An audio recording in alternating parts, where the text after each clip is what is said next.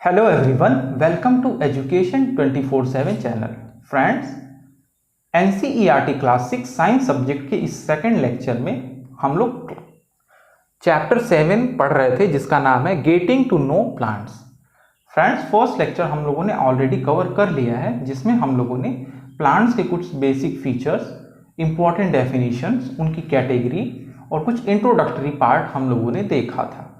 Friends, इस lecture में हम लोग देखेंगे कि प्लांट की कैटेगरी में जो ट्री आते हैं। फ्रेंड्स, यहाँ पे मैं ऑलवेज कहना चाहूँगा कि प्लांट मतलब नॉट अ सिंगल प्लांट जो कि कम हाइट के होते हैं। प्लांट की कैटेगरी में छोटे पौधों से लेकर बड़े ट्री तक आ जाएंगे। सो हम लोग बात करेंगे ट्री के बारे में। सो फ्रेंड्स, हम लोगों ने देखा कि कोई भी प्लांट ट्री की कैटेगरी में तब आएगा जब वो कुछ बेसिक रिक्वायरमेंट्स को फुलफिल करता है। बेसिक रिक्वायरमेंट्स जैसे उसमें स्टेम का होना आवश्यक है। यदि किसी भी प्लांट में स्टेम नहीं है तो वह ट्री नहीं होगा, वो किसी अदर कैटेगरी में चला जाएगा। अदर कैटेगरी मीन्स वो हर्ब्स हो सकता है, श्रब्स हो सकता है, क्लाइंबर हो सकता है या स्कीपर हो सकता है। फ्रेंड्स, ट्री की कैटेगरी में आने के लिए इंपॉर्टेंट है कि उसमें स्टेम होना चाहिए। एक और इंपॉर्टेंट पॉइंट है, for being a tree there should be leaves. उनमें भारी मात्रा में पत्तियों का होना आवश्यक है। रूट्स यानी जड़ें होनी चाहिए, उनमें जड़ें होनी चाहिए। और एक ब्रांचेस की जो सीरीज होती है ट्रीज में होनी चाहिए। ट्रीज में वेल डिफाइंड ब्रांचेज होनी चाहिए, रूट्स होनी चाहिए, स्टेम होना चाहिए और लीव्स होना चाहिए। सो फ्रेंड्स, इन बेसिक कैरेक्टरिस्टिक्स को हम लोग वन बाय वन करके we will discuss here. So firstly we will discuss about stem. हम लोग स्टेम के बारे में सबसे पहले डिस्कस करेंगे।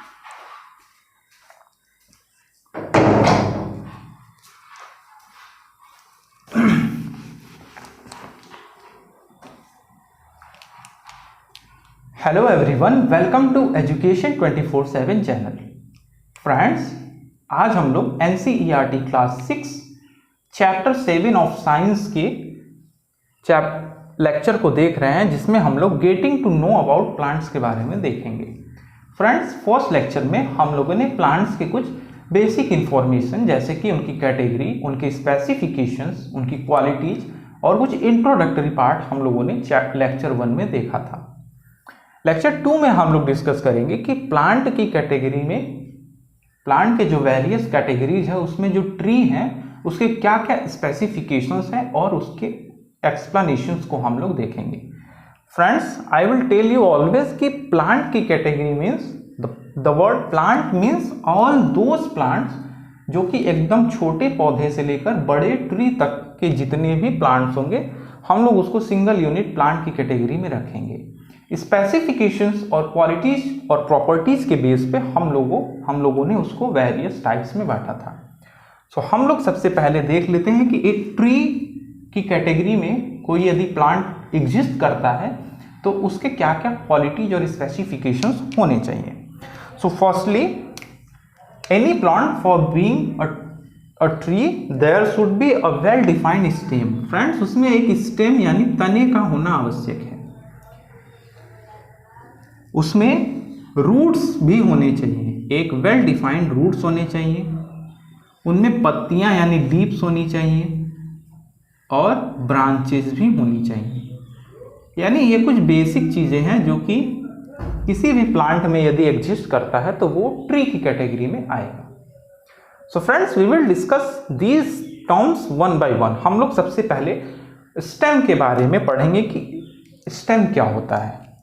सो फ्रेंड्स, हम लोगों ने जब ट्री को ऑब्जर्व किया होगा तो हम लोगों ने देखा होगा कि जड़ों के ऊपर एक मोटी सी लकड़ी की विशाल शाखा दिखलाई पड़ती है। Suppose friends, this is tree and हम लोग देखते हैं कि ये मान लीजिए जड़ें हैं। जड़ों के ऊपर हम लोग देखते हैं कि एक मोटी परतदार और गठीली लकड़ी की एक विशाल लट्ठे जैसी दिखलाई देती है जिसे हम लोग स्टेम बोलते हैं। फ्रेंड्स, ट्री में स्टेम का होना बहुत ही इंपॉर्टेंट है, क्योंकि किसी भी ट्री को स्टेम एक बैलेंस प्रोवाइड करता है। स्टेम किसी भी ट्री को बैलेंस देता है।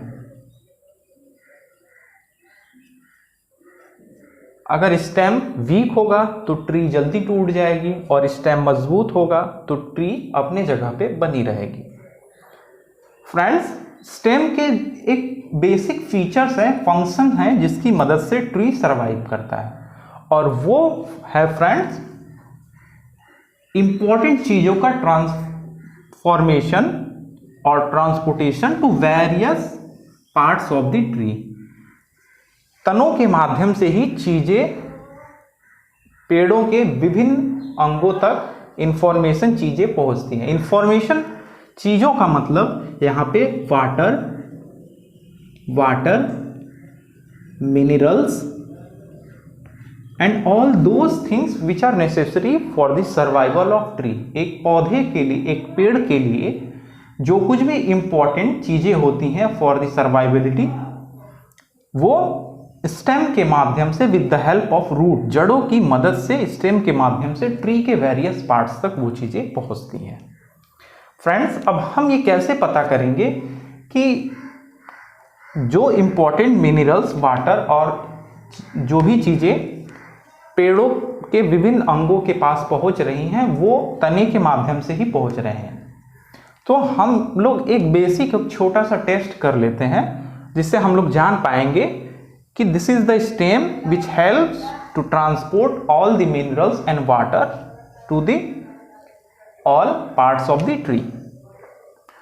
सो हम लोग एक इंपॉर्टेंट और छोटा सा एक्सपेरिमेंट कर लेते हैं। सपोज फ्रेंड्स, हम लोग एक प्लांट के एक छोटे से ब्रांच को हम लोग काट लेते हैं। सपोज हम लोगों ने कट कर लिया।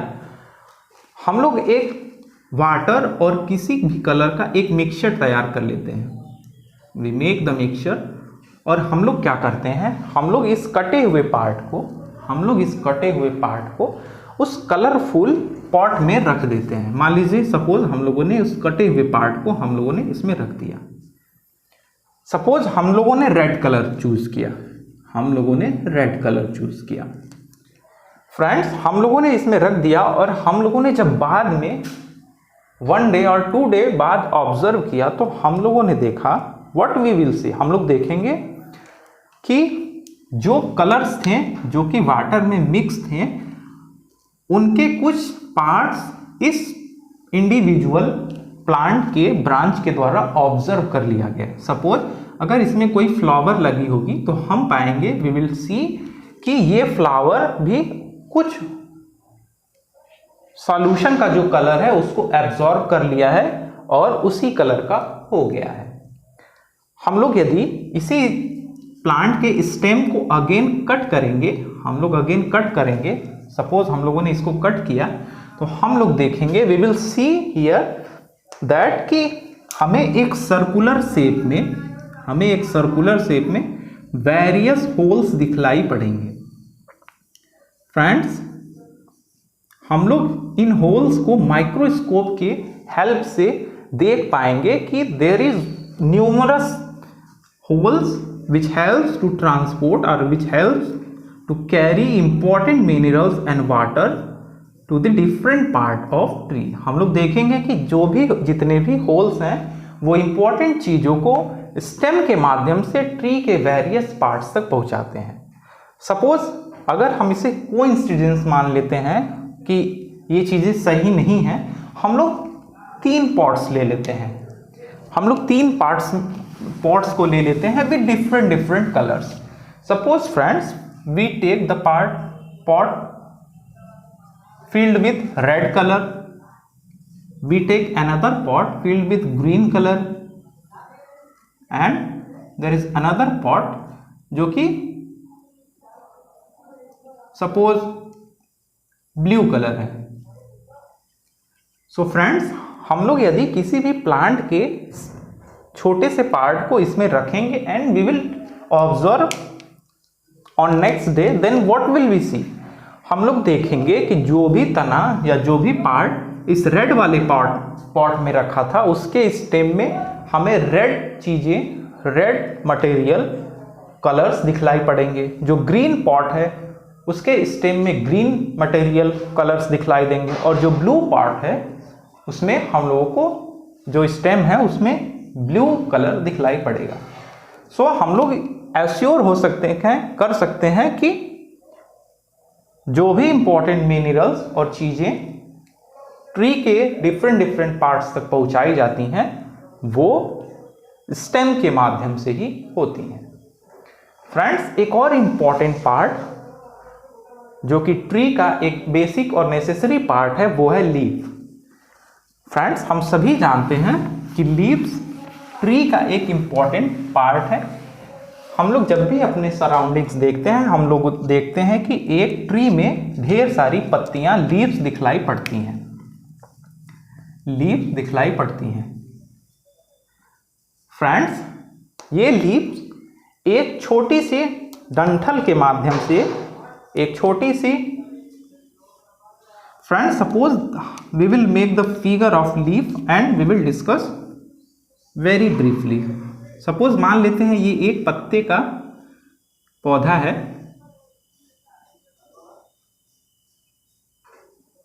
हम लोग देखते हैं फ्रेंड्स, वी ऑब्जर्व दैट कि ये जो पत्ती होती है वो एक छोटे से पार्ट के माध्यम से पत्ती के मुख्य भाग और तने के मुख्य भाग या शाखाओं के मुख्य भाग से लगी होती है। फ्रेंड्स, ये जो बीच का पार्ट होता है, the mid part of any leaf, इसे हम लोग पेटियोल्स के नाम से जानते हैं, पेटियोल्स के नाम से जानते हैं। फ्रेंड्स, इसी पेटियोल्स की मदद से पत्तियां शाखाओं से जुड़ी होती हैं।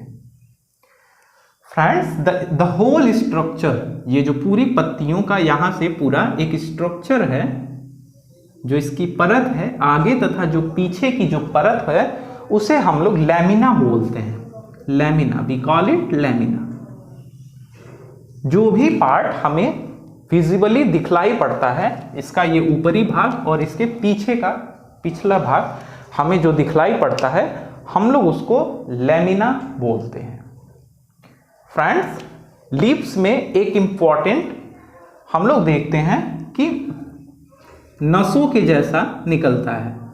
जैसे हमारे हाथों में ग्रीन कलर की नसें, डार्क ग्रीन कलर की नसें दिखलाई पड़ती हैं। When we will observe the leaves we will able to see, हम लोग देखने में सक्षम होंगे कि पत्तियों में भी एक नसों जैसी विशाल संरचना दिखलाई पड़ती है।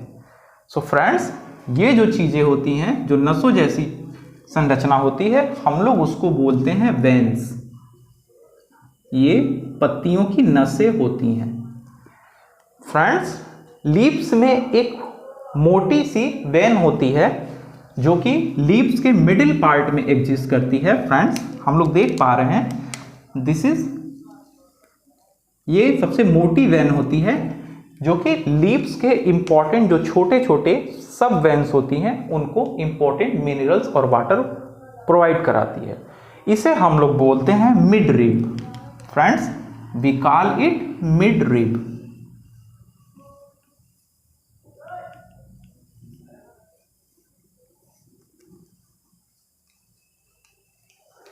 फ्रेंड्स, द होल स्ट्रक्चर, हम लोग इस पूरे स्ट्रक्चर, पत्ती का ये जो पूरा स्ट्रक्चर होता है, हम लोग इसको एक अलग नाम देते हैं। हम लोग इसको बोलते हैं venation. Venation, venation means friends, mid rib और जो इंपॉर्टेंट वेन्स होते हैं उसके होल स्ट्रक्चर को हम लोग वेनेशन नाम देते हैं। फ्रेंड्स, वेनेशन भी टू टाइप के होते हैं। There are two type of venation. The first one is reticulated. Friends, पहला जो कैटेगरी है उसे हम लोग बोलते हैं रेटिकुलेटेड, रेटिकुलेटेड। और जो सेकंड कैटेगरी है उसको हम लोग बोलते हैं पैरेलल।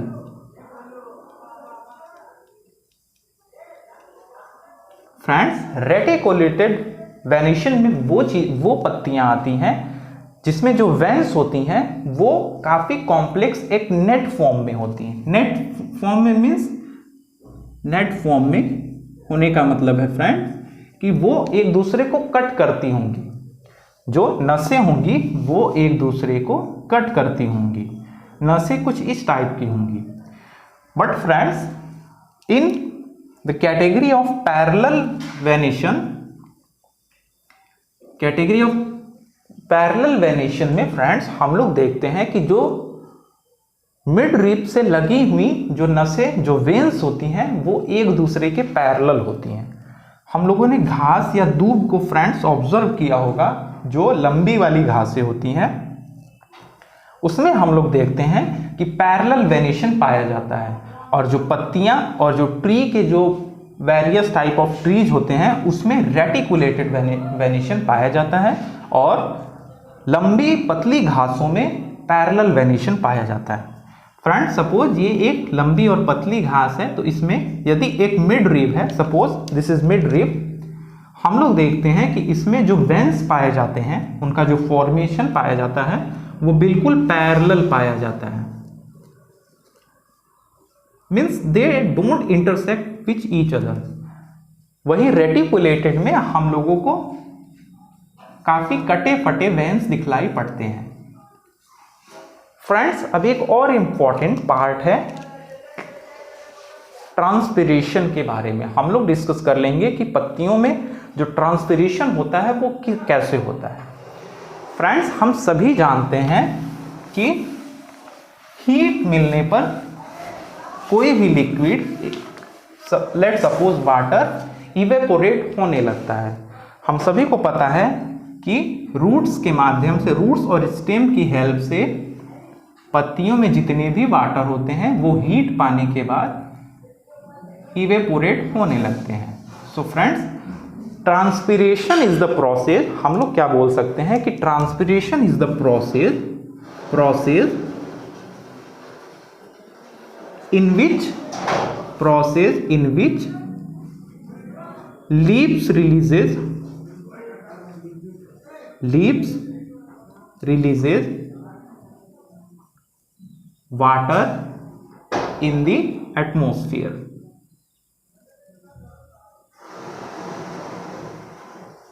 ट्रांसपिरेशन एक ऐसा प्रोसेस है जिसमें पत्तियां हीट पाने के बाद जो उसमें नमी, जो वाटर होता है, उसको एटमॉस्फेयर में रिलीज करती हैं। सो फ्रेंड्स, हम लोग एक सिंपल छोटा सा ऑब्जर्वेशन करके देख लेंगे, एक छोटा सा एक्सपेरिमेंट, कि वास्तव में is it true that the tree transpirate water in this atmosphere or not. हम लोग एक छोटा सा एक्सपेरिमेंट करेंगे इसको फुलफिल करने के लिए। So friends, we will take an experiment in such a way that हम लोग एक प्लांट का एक छोटा सा टुकड़ा ले लेते हैं, एक छोटा सा पार्ट ले लेते हैं। फ्रेंड्स, रिमेंबर, हम लोग ये एक्सपेरिमेंट सनी एटमॉस्फेयर में करेंगे, जब एक अच्छी धूप हो। प्लांट फ्रेंड्स हेल्दी होना चाहिए, मीन्स उसमें पत्तियां होनी चाहिए, वे सभी ग्रीन होनी चाहिए। फ्रेंड्स, हम लोग क्या करेंगे, हम लोग प्लांट्स के उन पार्ट को जो कि पत्तियों से घिरे होंगे, हम लोग उसको एक प्लास्टिक बैग्स के माध्यम से बांध देंगे। बांध कर हम लोग we will put into a sunny atmosphere, हम लोग इसको धूप में रख देंगे। हम लोग कुछ देर बाद ऑब्जर्व करेंगे, we will observe after some time कि जो प्लास्टिक की, जो ट्रांसपेरेंट प्लास्टिक के जो परत हैं, जो लेयर्स हैं, उस पर हमें कुछ वाटर दिखलाई पड़ते हैं, कुछ ह्यूमिडिटी दिखलाई पड़ती है। फ्रेंड्स, हम लोगों ने इसमें पानी नहीं रखा था, लेकिन धूप और गर्मी की वजह से इसमें लीव्स में जो भी इवेपोरेशन, जो भी ट्रांसपिरेशन हुआ पत्तियों के माध्यम से, वो प्लास्टिक के लेयर्स में ऊपर चिपक गया। सो फ्रेंड्स, हम ये कह सकते हैं कि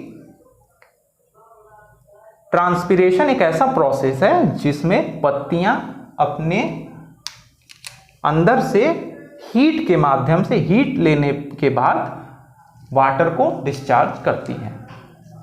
फ्रेंड्स, हम लोगों ने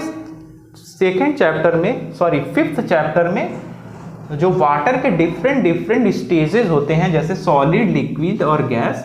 सो फ्रेंड्स, यहाँ पे वाटर लिक्विड फॉर्म में है, लेकिन जब सन रे के माध्यम से इसको हीट मिला तो इवेपोरेशन के टाइम ये लिक्विड वाटर वेपर में बदल गया और बदलने के बाद प्लास्टिक के लेयर्स में हमें दिखलाई पड़ता है। फ्रेंड्स, हम लोग देख लेते हैं कि स्टेम और रूट्स के माध्यम से जो इंपॉर्टेंट मिनरल्स ट्री के डिफरेंट पार्ट्स तक पहुंचते हैं, उसके माध्यम से प्लांट्स फूड कैसे बनाती हैं। सो फ्रेंड्स, हम लोग देख लेते हैं कि फ्रेंड्स एक इंपॉर्टेंट टर्म है फोटोसिंथेसिस। फोटोसिंथेसिस फ्रेंड्स, फोटोसिंथेसिस एक प्रोसेस है। Photosynthesis is a process by which any plant or any tree makes food. फोटोसिंथेसिस एक ऐसी प्रक्रिया है जिसमें कोई भी प्लांट, पेड़, पौधा खुद के लिए फूड यानी भोजन का निर्माण करता है। भोजन का निर्माण एक फूड कैसे करता है friends, we will discuss here.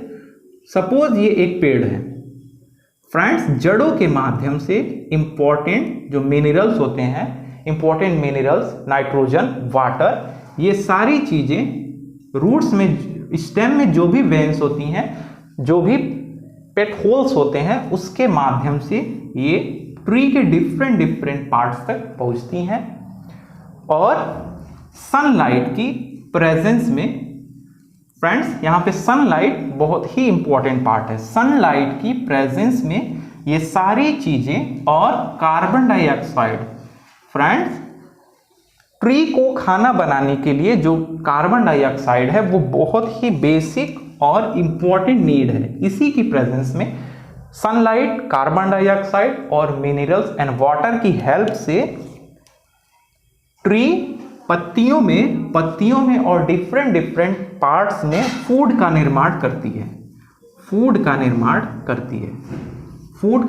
करती है और फूड के निर्माण करने की, फूड मेकिंग का प्रोसेस को ही हम लोग फोटोसिंथेसिस का नाम देते हैं। फ्रेंड्स, पत्तियों में एक विशेष प्रकार का एलिमेंट पाया जाता है जिसे हम लोग क्लोरोफिल के नाम से जानते हैं। क्लोरोफिल फ्रेंड्स, इसी क्लोरोफिल की वजह से पत्तियां हरी दिखलाई पड़ती हैं। सो ये इंपॉर्टेंट चीजें chlorophyll, food, minerals, carbon dioxide and presence of sunlight, इन सभी के कॉम्बिनेशन से जो है ट्री या प्लांट फूड बनाते हैं। फ्रेंड्स, अब हम लोग ये कैसे जानेंगे कि वास्तव में ट्री या प्लांट्स फूड बनाते हैं या they are depend to another things, ये खुद से बनाते हैं या दूसरी वस्तुओं की हेल्प से बनाते हैं, हम लोग इसको भी देख लेंगे। सो फ्रेंड्स, हम लोग जानते हैं कि पेड़ों में जो फूड्स होते हैं वो स्टार्च के फॉर्म में होते हैं। The food which is found in the tree is in the form of starch. हम लोगों ने चैप्टर 2 में जो कार्बोहाइड्रेट था उसकी प्रेजेंस की टेस्टिंग के बारे में हम लोगों ने देखा था कि किसी भी ऑब्जेक्ट में स्टार्च है या नहीं, ये हम लोग कैसे डिफाइन करेंगे। सो फ्रेंड्स, यदि किसी वस्तु में स्टार्च होगा तो हम मान लेंगे कि उसमें जो है कि कार्बोहाइड्रेट है, यानी लीव्स में यदि स्टार्च की मात्रा पाई गई तो हम कहेंगे कि लीव्स जो है कि पत्तियां भोजन यानी फोटोसिंथेसिस के प्रोसेस से फूड प्रोडक्शन कर रही हैं। और यदि स्टार्च अवेलेबल नहीं होगा तो हम कह सकते हैं कि पत्तियां फूड नहीं बनाती। So for the testing of starch हम लोग एक छोटा सा एक्सपेरिमेंट अगेन कर लेंगे। हम लोग एक हेल्दी पत्ती ले लेते हैं फ्रेंड्स, उसको हम लोग क्या करते हैं, एक वाटर में उसको पुट करके हम लोग उसको गर्म कर लेते हैं। तो फ्रेंड्स, वाटर का वो पार्ट गर्म करने के बाद हम लोग देखेंगे कि वाटर के जो ग्रीन पार्ट्स होंगे, जो ग्रीन कलर होगा वो वाटर में आ जाएगा। हम लोग इसके एक छोटे से पार्ट को टेस्टिंग ट्यूब में ले लेंगे। हम लोग इसको टेस्टिंग ट्यूब में ले लेते हैं एक प्रॉपर टेम्परेचर पे।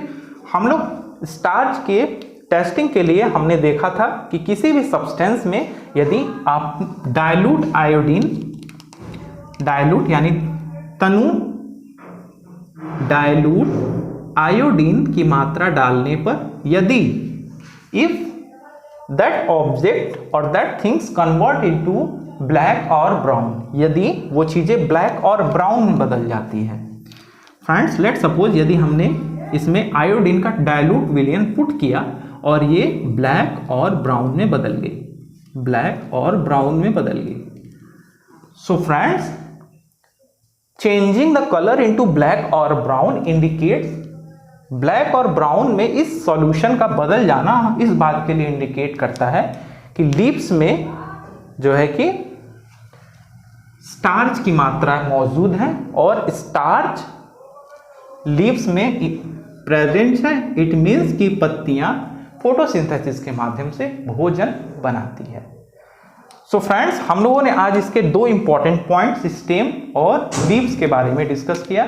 Rest of the part we will discuss in the next lecture. So I hope आपको वीडियो पसंद आया। अगर वीडियो में कुछ छूट गया है तो आप कमेंट बॉक्स के माध्यम से हमें अपने प्रश्न और सुझाव कमेंट बॉक्स में दीजिए, हम उसे अगले लेक्चर्स में कवर करने का प्रयास करेंगे। So rest of the part we will study in the next lecture. So till then, stay safe, goodbye.